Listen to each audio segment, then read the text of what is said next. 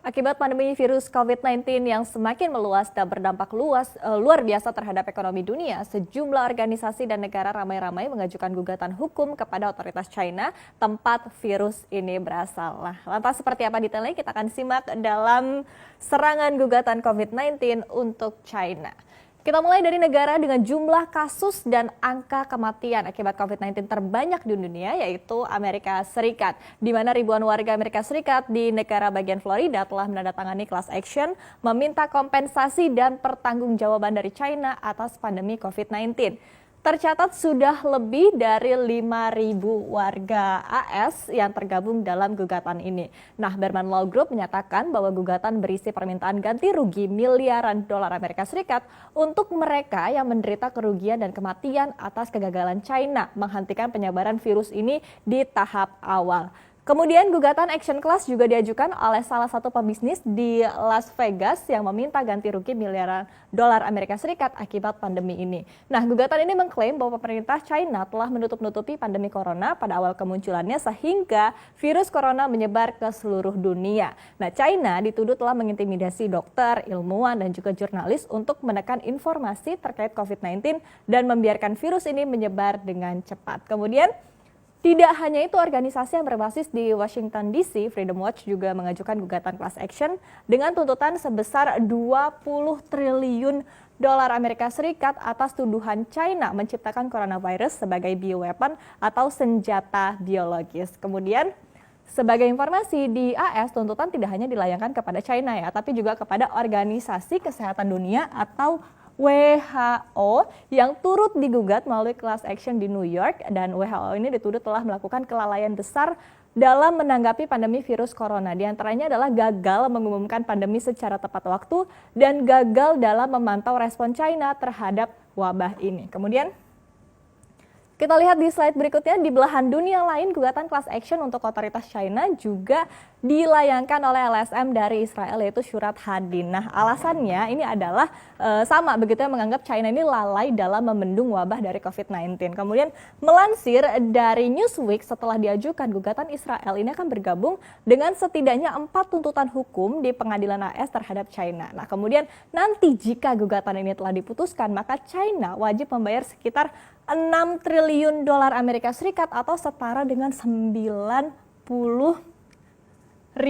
triliun rupiah. Bayangkan, ini artinya bahwa selain kedua negara ini, kemudian ada negara-negara lain juga yang tengah mempertimbangkan untuk tuntutan serupa. Di antaranya adalah Inggris yang mungkin akan mengajukan tuntutan ke PBB dan juga Mahkamah Internasional. Jadi melalui laporan dari lembaga The Henry Jackson Society, China ini dianggap menutup-nutupi informasi buruk terkait wabah ini pada awal kemunculannya. Kemudian lembaga ini pun menilai bahwa China kemungkinan harus membayar lebih dari 300 miliar euro atau setara dengan 7.000 triliun rupiah. Bayangkan ini jika gugatannya berhasil diputuskan. Kemudian kita akan lihat di slide berikutnya.